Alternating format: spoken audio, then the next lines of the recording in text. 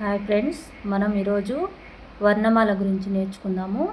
మనము తెలుగులో వర్ణమాల ఉంది, అచ్చులు హల్లులు ఉన్నాయి. వర్ణమాలలో మనము ఎప్పుడైనా నేర్చుకునేటప్పుడు, పిల్లలకు నేర్పించేటప్పుడు ఫస్ట్ రాపించకూడదు, ఫస్ట్ వినడం నేర్పించాలి. ఫస్ట్ మనం పలికి వాళ్ళు వింటుంటే నేర్చుకుంటారు. ఒకసారి చూద్దామా? అచ్చులు వచ్చి మనకు వర్ణమాలలో 16 ఉంటాయి. అవి ఎలా పలకాలో ఇప్పుడు తెలుసుకుందాం.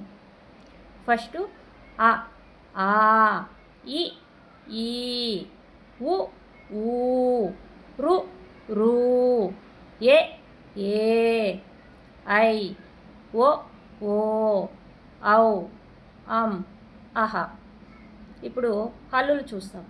హల్లులు వచ్చి మనకు 36 ఉంటాయి. వీటిలో వచ్చి ఎలా పలకాలో చూద్దాం.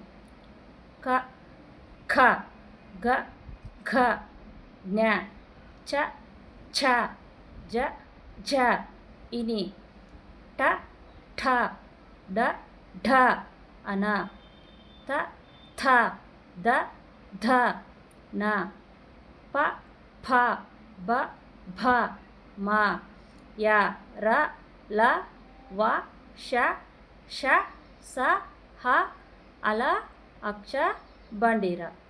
దీంట్లో మనం గమనించినట్లయితే కొన్ని ఆ చా పక్కన అయితే అది ఆ అక్షరము, జా పక్కన ఇంకోటి జా, అవైతే లేవు వర్ణమాలలో.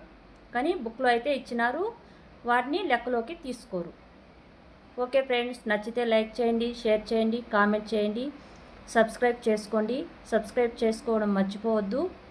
ఓకే.